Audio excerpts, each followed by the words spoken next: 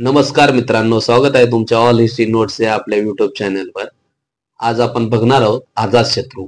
अजातशत्रू हा प्राचीन भारताच्या इतिहासामध्ये एक महत्वपूर्ण सम्राट म्हणून ओळखला जातो। अजातशत्रूला कुणिक या नावाने सुद्धा ओळखले जाते। अजातशत्रूने इसवी सन पूर्व 492 मध्ये आपल्या वडिलांचेच म्हणजे राजा बिंबिसार यांची हत्या करून गादी मिळवलेली होती। त्याची आई लिच्छवीची राजकुमारी चलना ही होती। त्याने कोसल आणि काशी ही महाजनपद मगध साम्राज्यामध्ये विलीन करून घेतली।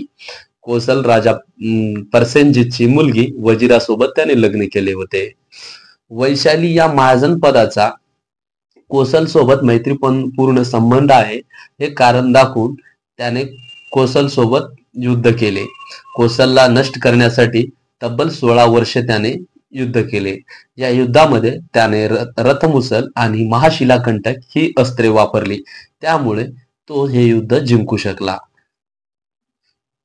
मगध बरोबरच शक्तिशाली असलेल्या अवंती या महाजनपदाच्या धमकीमुळे राजगीर किल्ल्याभोवती अजातशत्रूने तटबंदी बांधली।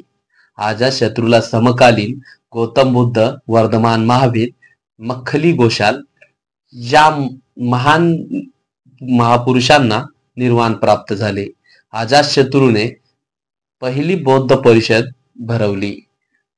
त्या परिषदेचे अध्यक्ष महाकश्यप हे होते। ही परिषद राजगृह येथे इसवी सन पूर्व 483 मध्ये भरली। थँक्यू।